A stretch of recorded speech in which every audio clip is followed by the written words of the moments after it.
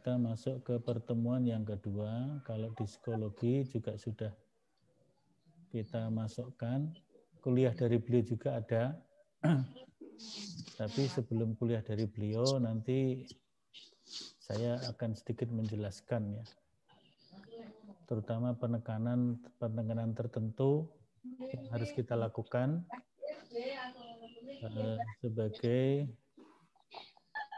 mahasiswa Universitas Muhammadiyah Surakarta, mahasiswa Muslim. Kalau yang ini kan dari tadi Pak Budi Mansah tadi ya. Tapi nanti kita sebelum ke sana saya berikan catatan sedikit saja.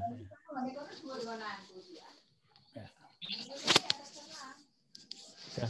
Sudah nampak ya?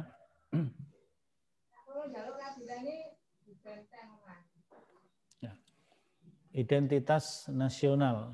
Jadi kalau di dalam buku pegangan kuliah yang mungkin saudara sudah bisa mencoba menghubungi bookstore. Mungkin voucher bukunya udah keluar ya. Voucher buku udah keluar dan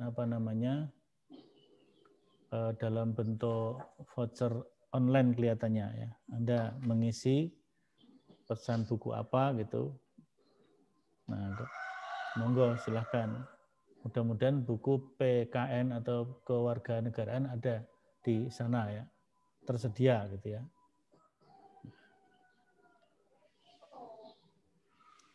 Nah, identitas nasional atau bab tentang identitas nasional itu membahas materi tentang identitas nasional yang meliputi pemahaman tentang pengertian identitas nasional, kemudian realitas bangsa Indonesia yang plural atau Bhinneka Tunggal Ika, pluralitas bangsa Indonesia, unsur pembentuk identitas nasional berupa suku bangsa, kebudayaan bangsa, kondisi geografis, bahkan juga agama dan keyakinan yang diikuti oleh bangsa Indonesia.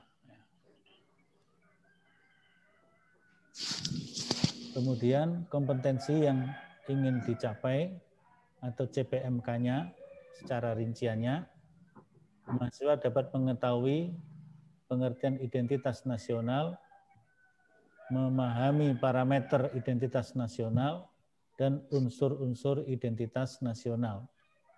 Yang ini barangkali nanti ada titik-titik tekan yang kita berikan bagi mahasiswa Muslim, bagi mahasiswa Universitas Muhammadiyah Surakarta.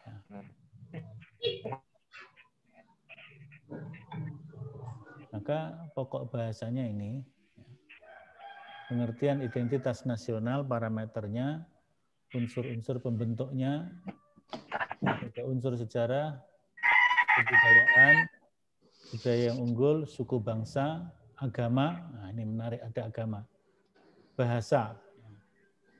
Jadi ada etnisnya, suku bangsa itu etnis, ada agama, ada bahasa.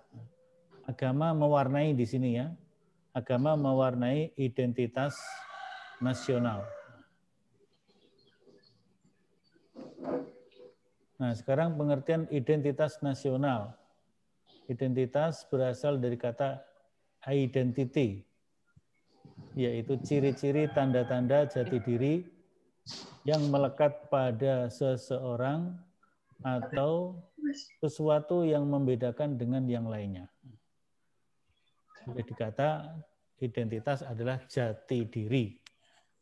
Jati diri. Nah, kemudian ada kata nasional, menunjukkan pada sifat khas kelompok yang memiliki ciri-ciri kesamaan, baik itu fisik, seperti budaya, agama, bahasa, maupun non-fisik seperti keinginan, cita-cita, dan tujuan. Maka ada cita-cita nasional, ada tujuan nasional. Maka identitas nasional adalah identitas atau jati diri dari suatu kelompok masyarakat yang memiliki ciri dan melahirkan tindakan yang bersifat kolektif yang kemudian karena itu membentuk pada suatu bangsa, nation, maka kemudian disebut nasional, identitas nasional.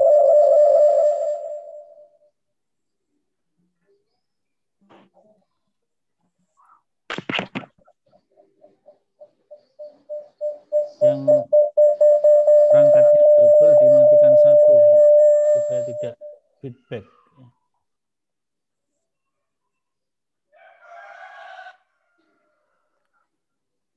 Nah, ini hakikat dari identitas nasional, yaitu manifestasi nilai-nilai budaya yang tumbuh dan berkembang dalam aspek kehidupan suatu bangsa, nation, dengan ciri-ciri khas dan dengan yang khas tadi atau yang khas itu, suatu bangsa bisa dikatakan berbeda dengan bangsa yang lainnya dalam kehidupannya.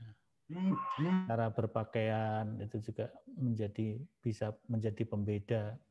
Cara berbicara, bahasa bisa menjadi pembeda dan lain-lainnya ya. Kemudian identitas nasional merupakan suatu yang terbuka untuk diberi makna baru agar tetap relevan dan fungsional dalam kondisi aktual yang berkembang dalam masyarakat. Nah, ini nanti kalau sudah kaitannya dengan agama ya. Mungkin dulu ketika Islam belum masuk ke Indonesia,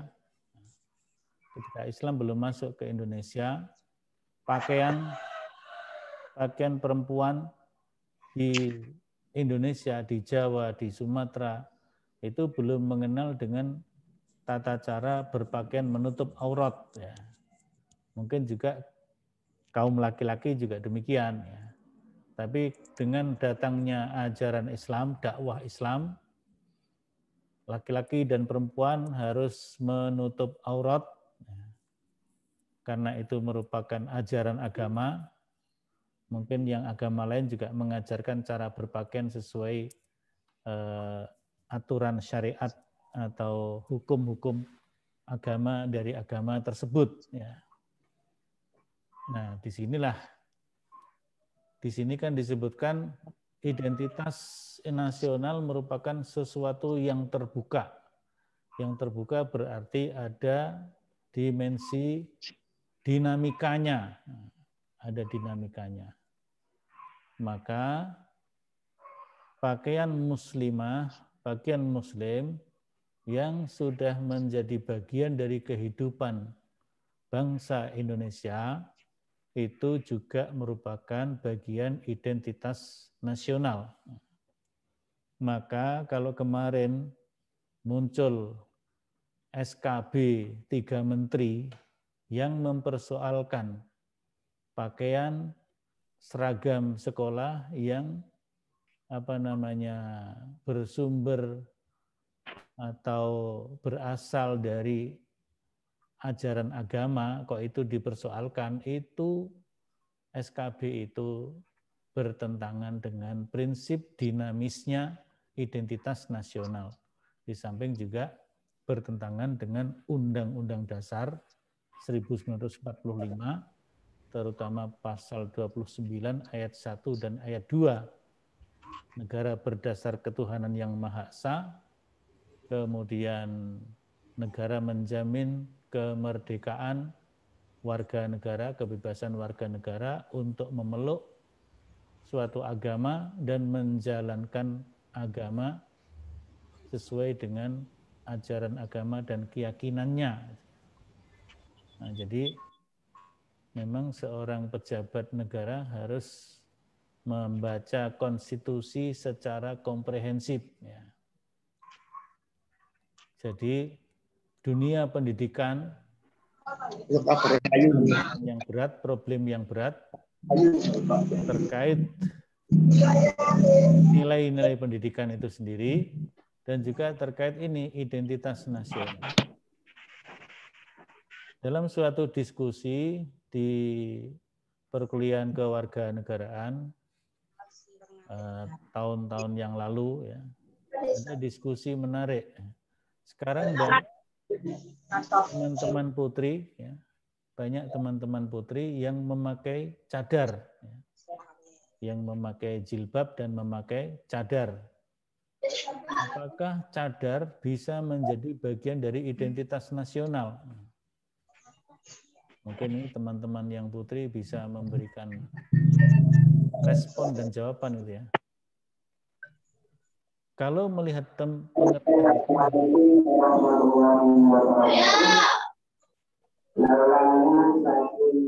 itu apa itu? Suara apa itu?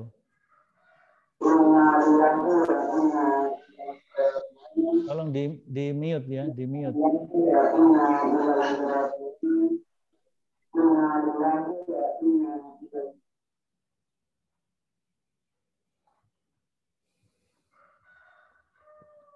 Jadi karena identitas nasional itu dinamis, terbuka, berkembang, maka ketika banyak muslimah-muslimah pakai cadar, dan itu kemudian sudah diterima sebagai bagian dari warga negara, disepakati bersama, maka otomatis itu menjadi identitas bangsa Indonesia.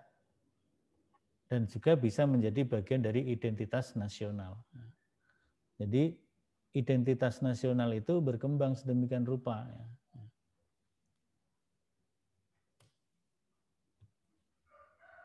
Selanjutnya, parameter identitas nasional.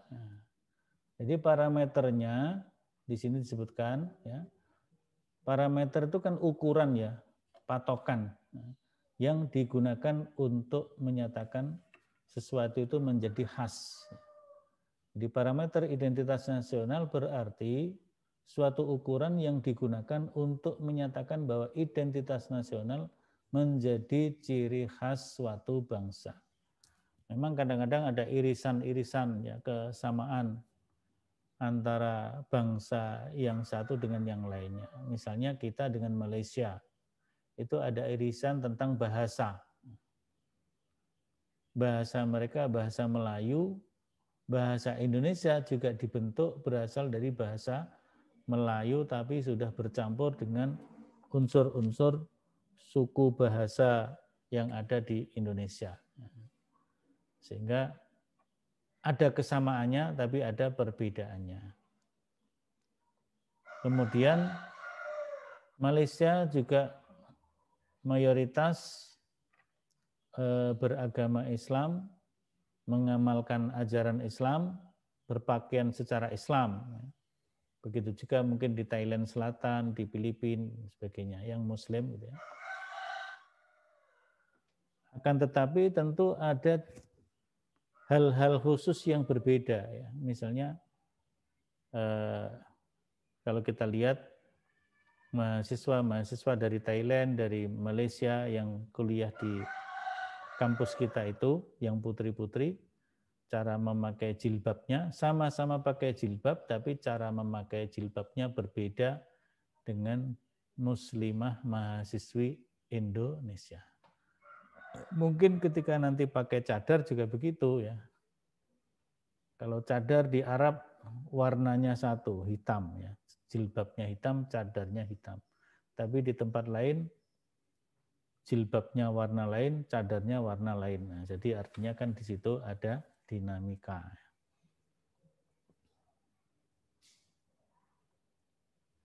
Indikator identitas nasional. Nah, di sini indikator identitas nasional antara lain pola perilaku yang tampak dalam kegiatan di masyarakat seperti adat istiadat, tata kelakuan, kebiasaan. Ya. Lambang-lambang yang menjadi ciri khusus seperti bendera, bahasa, lagu kebangsaan, alat-alat perlengkapan yang digunakan untuk mencapai sebuah tujuan seperti bangunan, peralatan, dan teknologi. Ya mungkin ada kesamaan dengan bangsa lain, tapi ada sisi-sisi tertentu yang berbeda. tujuan yang dicapai juga begitu. Dari suatu bangsa ingin menjadi budaya yang unggul, prestasi di dalam bidang-bidang tertentu. Mungkin ada kesamaan tapi juga ada perbedaannya. Ya. Ini tadi unsur-unsur yang membentuk identitas ya berdasarkan parameter sosiologis. Ya. Ada suku bangsa, kebudayaan, bahasa. Nah, bagian dari kebudayaan adalah praktek beragama. Ya. Praktek beragama. Mungkin bisa kita tambahkan di sini. Ya. Sekalian kita tambahkan, setelah suku bangsa tentu adalah agama. Nah, jadi agama ini menjadi unsur pembentuk identitas nasional kita, tapi mungkin juga saudara-saudara kita seperti di Malaysia, di Singapura memiliki agama yang ini sudah ada di sini ya. Lanjutannya di situ ya.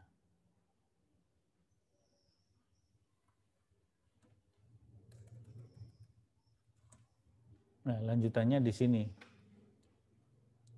Jadi ada unsur sejarahnya, ada unsur budayanya, kebudayaan, budaya bangsa Indonesia tentu ada perbedaan dengan budaya bangsa yang lainnya meskipun itu berdekatan ya.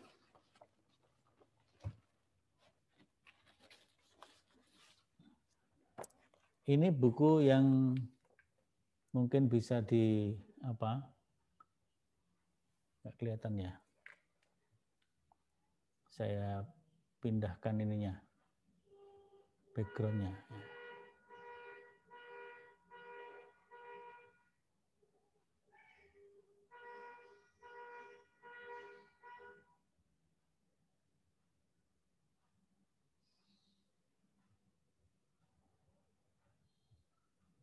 Ya, ini buku yang ada di mana?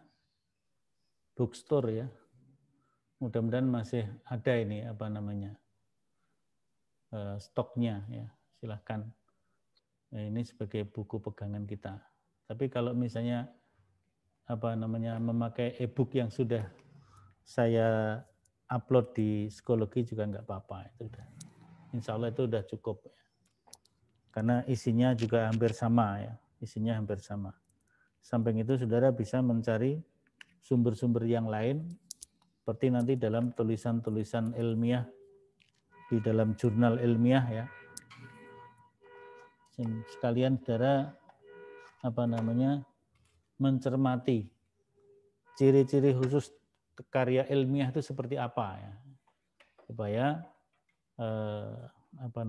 saudara nantinya kalau sudah punya tugas-tugas untuk menulis karya ilmiah itu sudah lancar ya. Jadi mencari tulisan jurnal ilmiah itu sekaligus untuk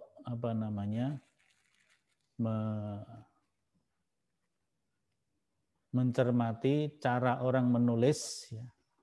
Mencermati cara orang menulis sehingga nantinya saudara bisa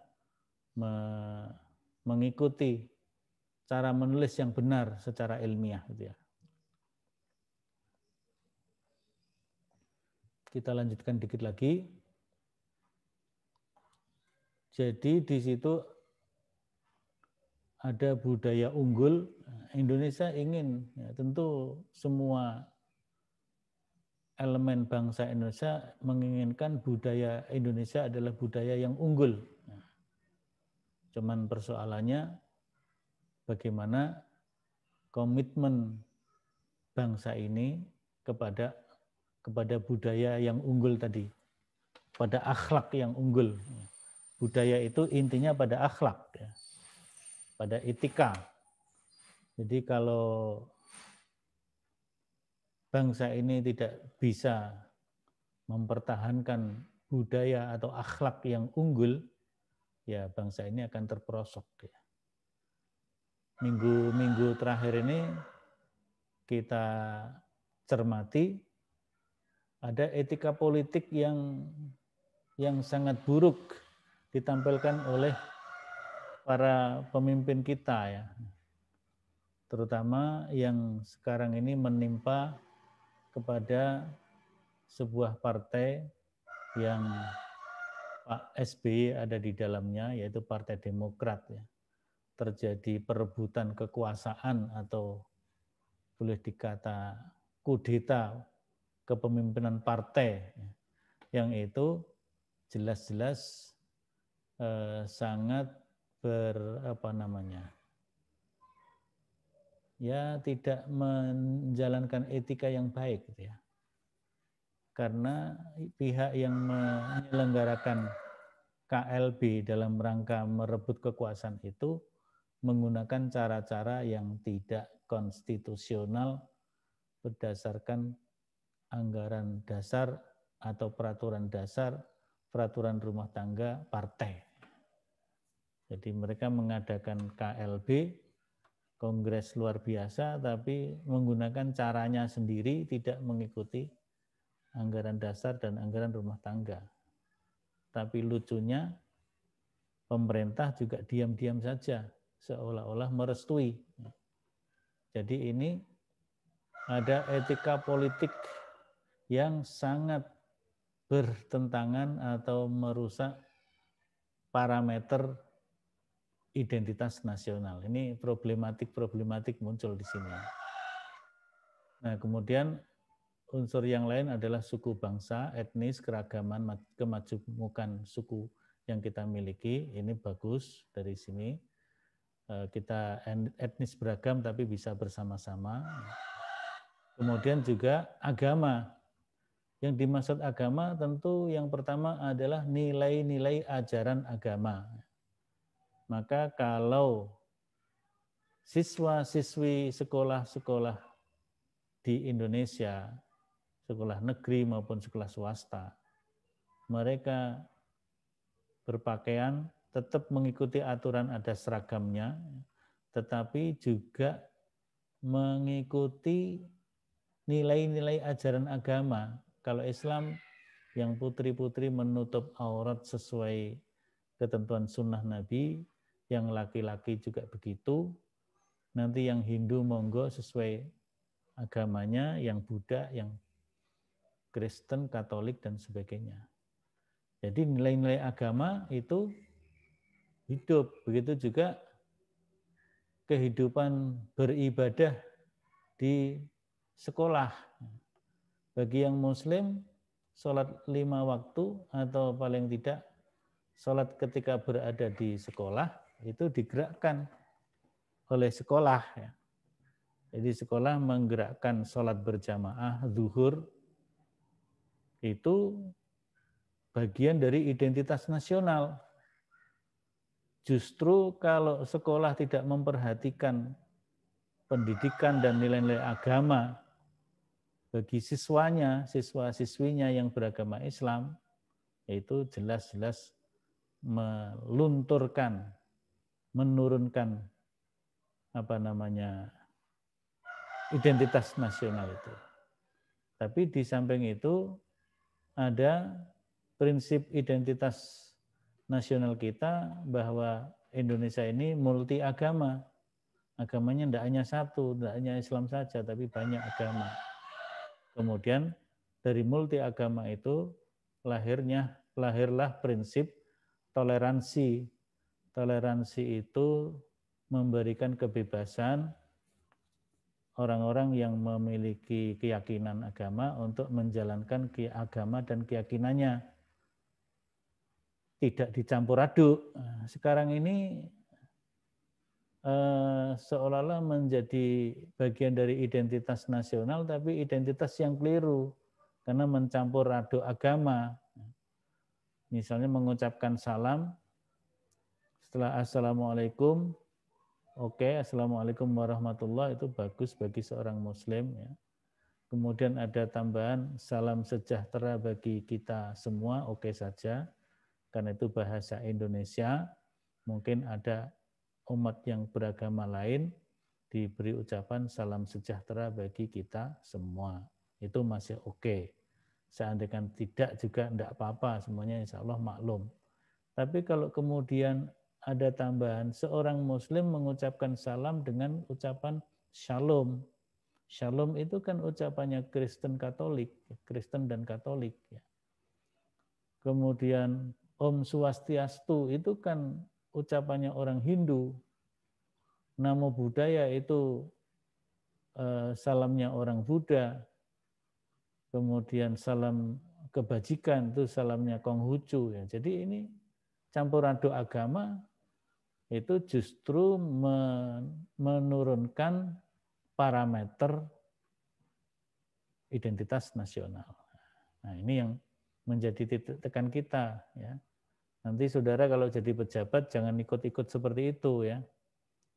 Ikut-ikut pakai Om Swastiastu, Salam, Namo Buddhaya, salam kebajikan, itu adalah cara-cara yang salah kaprah. Ya.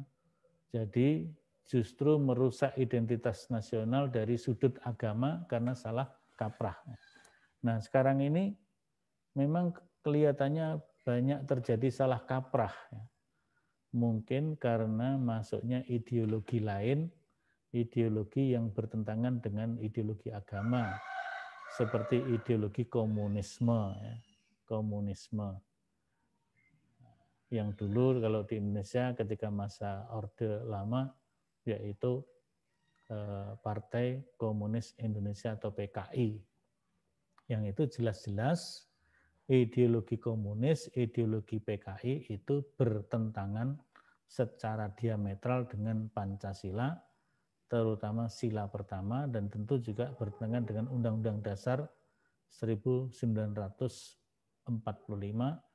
Oleh karena itu, MPRS dalam tabnya nomor 25 tahun 66, PKI dibubarkan, dilarang untuk hidup kembali di Indonesia, dan ajaran komunisme, marxisme, leninisme juga dilarang untuk diajarkan sebagai ideologi. Kalau sebagai ilmu nggak apa-apa, sebagai ilmu orang belajar nggak apa-apa.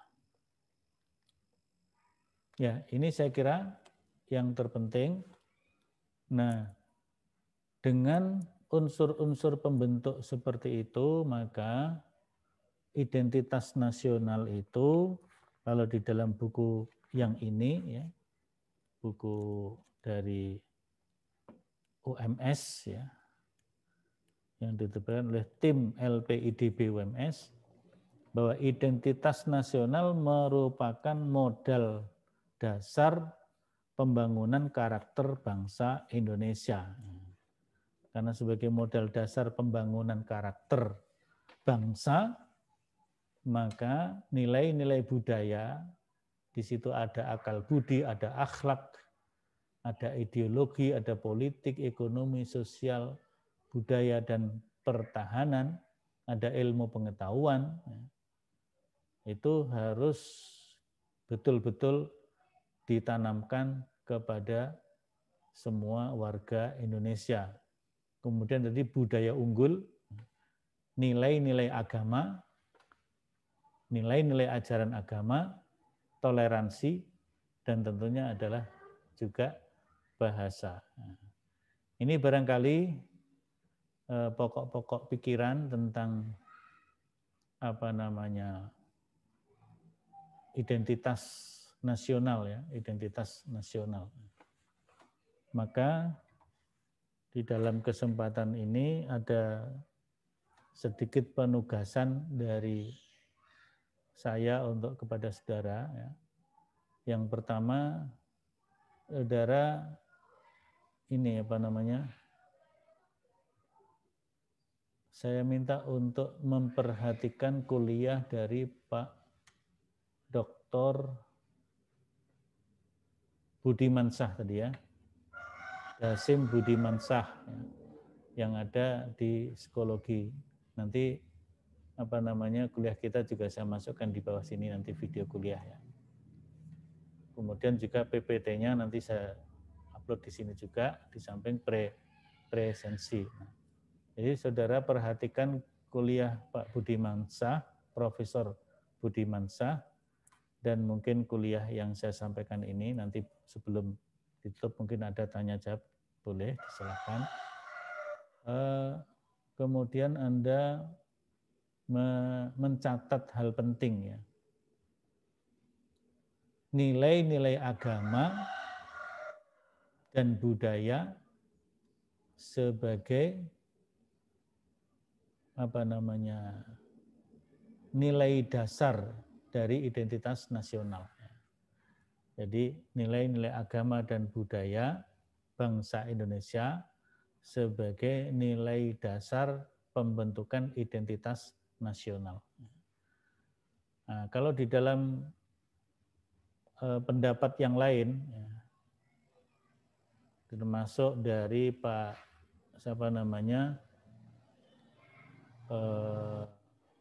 tokoh ahli tata negara ya, hukum tata negara atau konstitusi, yaitu Pak Jimli As-Siddiqi, mantan ketua Mahkamah Konstitusi yang sekarang anggota MPR dari unsur DPD.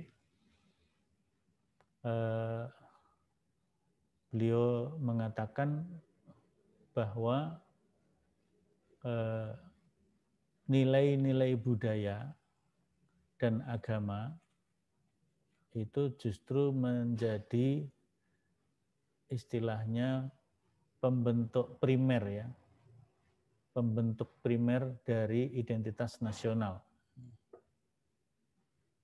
bukan pembentuk sekunder. Pembentuk primer itu nilai-nilai budaya, agama, mungkin juga kesukuan, etnis yang ada di Indonesia, tapi nanti ada nilai sekundernya, yaitu nilai-nilai yang kemudian disepakati bersama, itu namanya sekunder. Jadi nilai-nilai agamanya primer, tapi ada nilai-nilai agama yang mungkin bersifat parsial, seperti contoh ya, cara berpakaian perempuan muslimah, ada jilbabnya, ada yang jilbab yang mungkin banyak dipakai oleh para ASN atau polisi perempuan, polisi wanita atau tentara wanita ya. Tapi juga ada pakaian muslimah yang biasa dipakai oleh para mahasiswi dan para santri, mungkin jilbabnya lebih besar.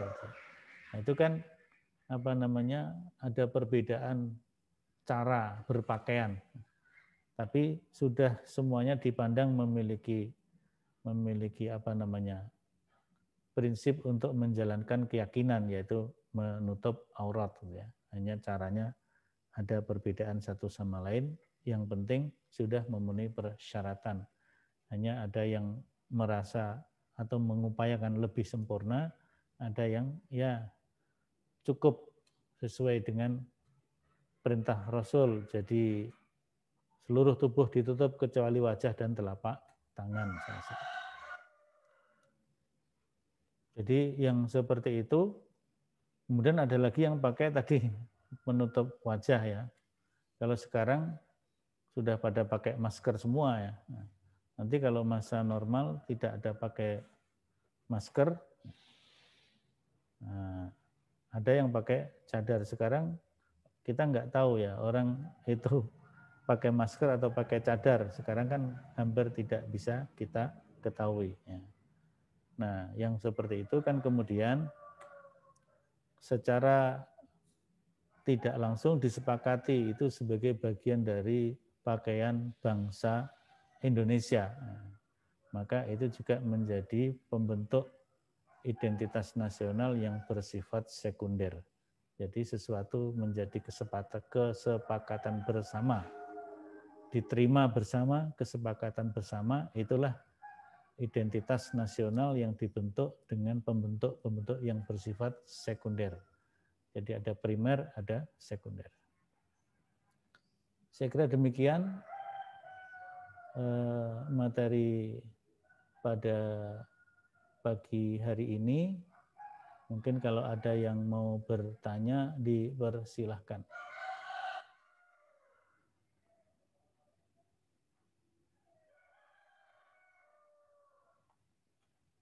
Ada pertanyaan?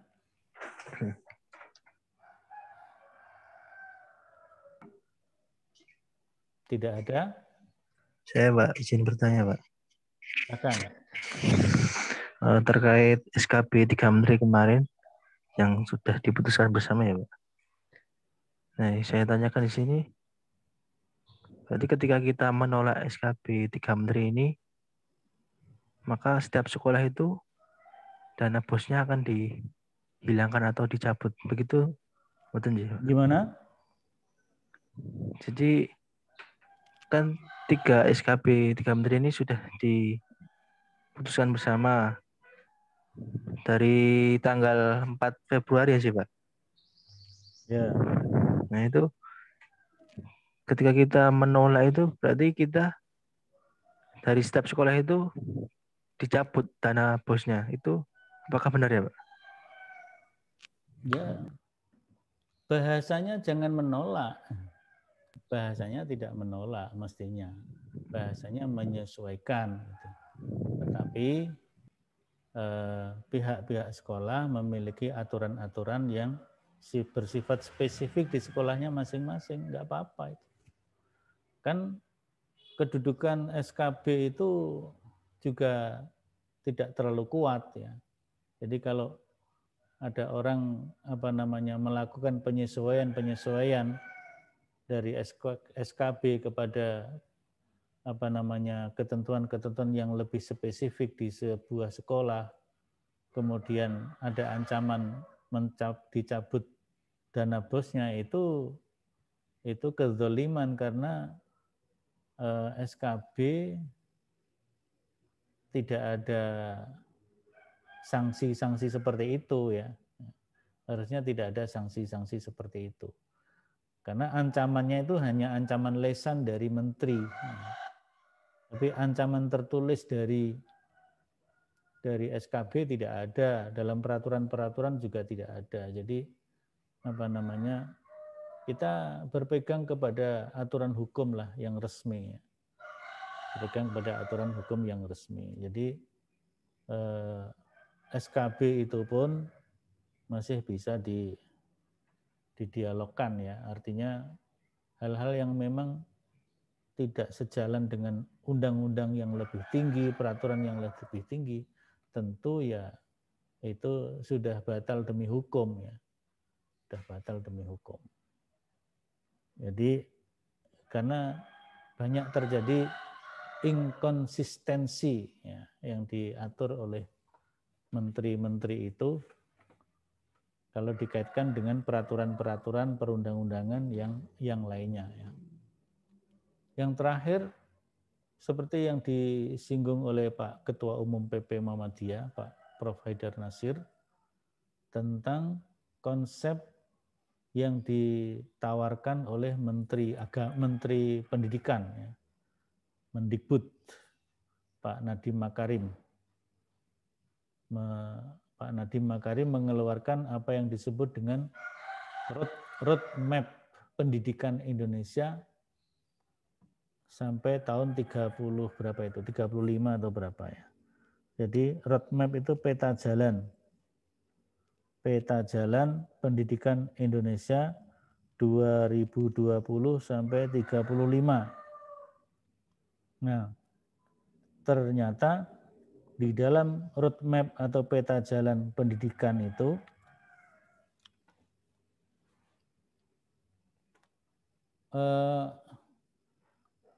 istilah agama, konsep agama tidak masuk. Padahal Undang-Undang Pendidikan Nasional itu sangat jelas bahwa tujuan pendidikan nasional itu membentuk manusia yang beriman dan bertakwa kepada Tuhan yang Maha Esa. Kemudian dalam peraturan yang lain, peraturan Menteri Pendidikan tahun berapa itu, 2012 atau berapa itu, bahwa pelajaran kalau di tingkat pendidikan Dikdasmen, kalau perguruan tinggi adalah perkuliahan atau mata kuliah, materi perkuliahan atau materi pelajaran yang wajib diajarkan di seluruh jenjang pendidikan, itu yang pertama adalah kewarganegaraan, bagian dari Pancasila juga di situ. Kemudian yang kedua adalah bahasa Indonesia, dan yang ketiga yaitu agama. Jadi mata pelajaran agama itu wajib, tapi kok di roadmap agama nggak dimasukkan. Nah, jadi ini menjadi masalah juga. Ya. Seolah-olah ada sebuah gerakan, ada sebuah skenario yang ingin membawa Indonesia itu jauh dari agama. Boleh dikatakan gerakan skenario sekularisasi Indonesia, bahkan sekularisasi Pancasila, sekularisasi konstitusi. Nah, jadi kita harus bersuara lantang untuk ini ya. Anda sebagai calon pendidik agama PAI bisa jadi nanti juga diberi atau disuruh mengajar mata pelajaran PKN bisa jadi kan ya. Seperti saya ini tugas saya kan utamanya ilmu Al-Quran, perbandingan agama,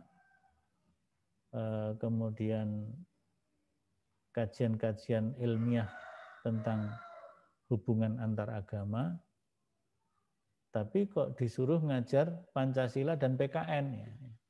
Nah, kita ya harus menyuarakan sesuatu yang bertentangan dengan nilai-nilai dasar Pancasila, Undang-Undang Dasar 45 ya harus kita suarakan. Di dalam perkuliahan ini pun kita suarakan. Saya kira begitu. Itu barangkali mungkin cukup ya. Karena sudah melampaui 50 menit ya. Sudah melampaui 50 menit ya. Nanti untuk penugasannya secara tertulis saya sampaikan di psikologi dalam bentuk PPT ya, dalam bentuk PPT supaya saudara bisa melaksanakan tugasnya secara ya yang ringan-ringan saja ya. Ya ringan-ringan saja. Kalau yang kemarin sekitar 2-3 halaman ya, dua halaman ya. Yang nanti mungkin cukup 1 halaman atau 1,5 halaman. Yang penting saudara buat catatan. Kalau yang kemarin kelompok, sekarang individual ya. Sekarang individual. Tentang identitas nasional, terutama terkait dengan nilai-nilai agama dan budaya. Ya, karena di prodi PAI, mungkin juga di ilmu Al-Quran, concernnya ya di situ ya. Sekaligus kita mengkorek ya, mengkritisi negara kita sendiri supaya negara ini jangan sampai jauh dari agama. Negara ini harus diatur, dikelola berdasarkan nilai-nilai ajaran agama yang dianut oleh bangsa Indonesia. Karena mayoritas bangsa ini beragama Islam, ya nilai-nilai ajaran Islam harus mewarnai perkembangan dan pengembangan identitas nasional bangsa Indonesia. Saya kira begitu. Nanti presensi dan penugasan silakan dilihat di psikologi. Seperti biasa penugasan agak longgar bisa sampai besok sore. Cukup ya? Nggak ada pertanyaan lagi? Cukup ya? Karena sudah 50 menit lebih. Baik, kalau sudah cukup kita akhiri bersama perkuliahan pagi ini dengan membaca hamdalah. Alhamdulillah. Alhamdulillahirabbil alamin. selanjutnya perkuliahan dilanjutkan secara asinkronis. Asinkronis itu tidak sesuai jadwal. Yang sesuai jadwal itu kalau kita offline penuh, ya, itu sesuai jadwal jam 7.00 sampai 8.40. Nah, kita yang sinkronisasi ini jam 7 sampai jam 7.50 atau ini jam 8 sudah. Nah, tadi kita mulainya sudah lebih dari jam 7 karena peralihan dari Google Meet ke Zoom. Google Meet saya ada problem tadi. Ada problem. Terutama pakai Google Chrome ada problem, pakai apa satunya Opera juga ada problem.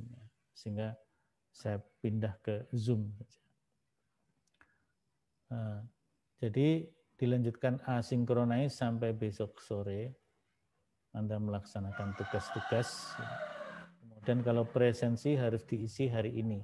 Presensinya segera di-share link-nya. Jadi link-nya berubah ya, bukan link yang kemarin. Link hari ini ya hari ini, besok ya besok, dan seterusnya. Baik, saya kira demikian. Assalamualaikum warahmatullahi wabarakatuh.